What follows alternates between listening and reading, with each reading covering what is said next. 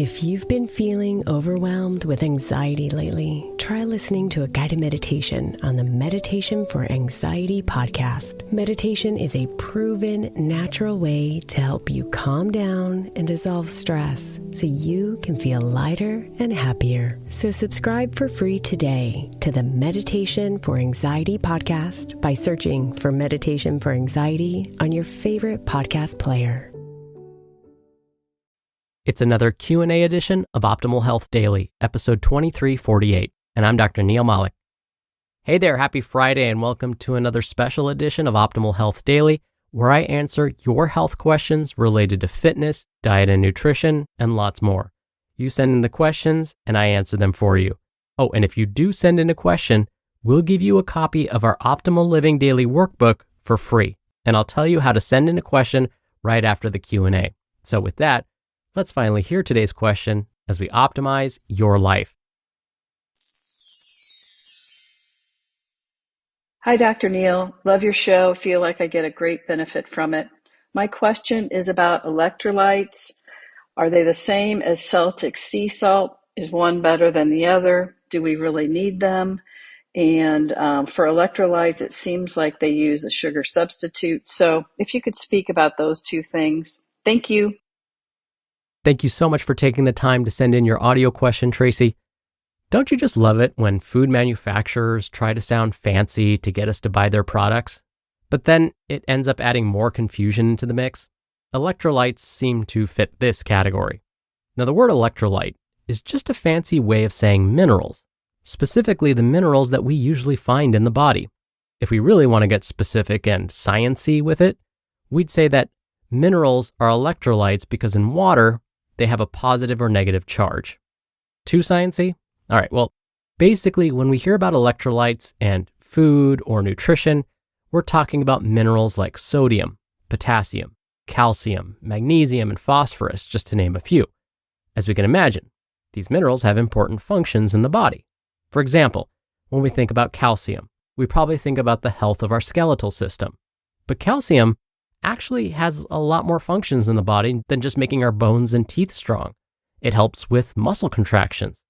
Potassium and magnesium help regulate heartbeat. Sodium and potassium also help make sure that there's the right amount of water within our body's cells. So that means electrolytes like sodium and potassium help keep us hydrated. You may have heard that certain sports drinks help quote-unquote replenish electrolytes, and they help replenish those that are lost during exercise. It is true that when we sweat, we lose some of these minerals. We mostly lose sodium and chloride when we sweat, so basically we lose table salt. Now back to your question, Tracy, about sea salt.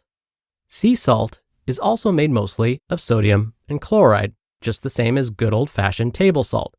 That's because sea salt and table salt are basically made up of two electrolytes, sodium and chloride, which is why you'll hear some nerds like me sometimes refer to table salt as sodium chloride.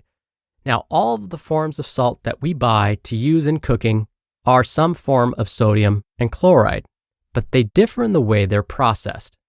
These different processing methods may often lead to different tastes and textures. When we think about the potential health effects of consuming table salt, we're often referring to the sodium itself. Too much sodium consumed for years and years can lead to an increased risk of high blood pressure. We sort of ignore the chloride part of table salt. Now, what makes the sea salt we buy at the supermarket unique when compared to standard table salt? Well, sea salt goes through less processing. Because sea salt doesn't get processed as much, there may be other minerals that stay attached to it. So, if you imagine all of the minerals floating around in the ocean, sodium and chloride are just two of many. So, with less processing, some of those other minerals end up tagging along with sea salt. Then, when we use sea salt during cooking or baking or whatever, we get mostly salt, but small amounts of other minerals along with it. And because of this, sea salt contains less sodium when compared to table salt. Okay, so far this sounds really great. That means if we buy sea salt, not only do we get less sodium per serving, which is good, but we might also get the added bonus of extra minerals too. Yeah, that's all true, but you knew that was coming, right?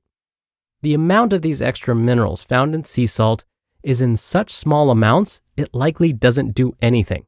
In fact, the bigger issue is that without the extra processing that table salt goes through, harmful compounds don't get removed from sea salt either. Studies have found potentially harmful compounds like lead, arsenic, and cadmium in some of these less processed salts, like sea salt. And many processed salts actually contain iodine, and this is a good thing because many of us don't get enough iodine in our diets. Processed table salt could be one way to get some of that iodine.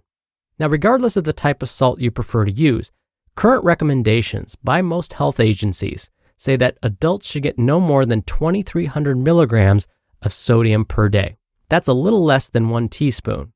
Yes, even with the pushback from those studies about salt not being associated with increased disease risk, we are still finding that many of those studies were quite flawed. So it couldn't hurt to just continue to be on the safe side and keep salt intake, or really sodium intake, to a moderate level. Now, with regards to this sea salt, processed table salt debate, let me share a quote by one of the smartest individuals in the world, Marilyn Vos-Savant. In case you weren't aware, she's in the Guinness Book of World Records for having one of the highest IQs known to humans. Everyone thinks I'm in love with her, but I swear I just respect her for her intelligence. Anywho, she weighed in on this very topic when a reader of her column asked, which is healthier, sea salt or table salt? She mentioned that iodine is added to table salt. Sound familiar? And because of iodine's impact on reducing iodine deficiencies worldwide, she said, quote, table salt is healthier, end quote. Okay, now where are we in relation to your question, Tracy? Well, sea salt and table salt include electrolytes. That's because they're made up of sodium and chloride and a bunch of other minerals. Table salt with iodine may be the best salt option because it's free of most impurities. But what about those sports drinks that provide electrolytes, minerals, along with water, maybe some sugar and flavoring? The American College of Sports Medicine says that for most average gym goers, these electrolyte sports drinks are not necessary. It's usually helpful for those that work out for over an hour or for athletes competing in multiple events in one day. That's because for these folks, the minerals lost in sweat may need to be replaced. But for most of us, rehydrating with good old-fashioned plain water after our workout is perfectly fine. Oh, and if you want that water to get absorbed more quickly into your cells, cold water seems to get absorbed more rapidly than, say, room temperature water. Thank you again so much for taking the time to send in your audio question, Tracy. Now, if you want your question answered right here on the show and get a copy of our Optimal Living Daily Workbook, you can email your question to health@oldpodcast.com. Or if you want your voice played and heard in an episode, just like Tracy, come by oldpodcast.com/ask. Right on that page, you can record straight from your computer's microphone. It's really easy. You can even play back your message and do retakes before sending it in, or you can do it the old-fashioned way and call in your question. The number is 161-I-LOVE-OHD. That's 1-614-568-3643. Thank you so much for doing that. Answering your questions is my favorite part of the show. All right, that'll do it for another Q&A edition of Optimal Health Daily. Thank you for listening every day and all the way through. I hope you have a great start to your weekend, and I'll see you back here tomorrow where your optimal life awaits.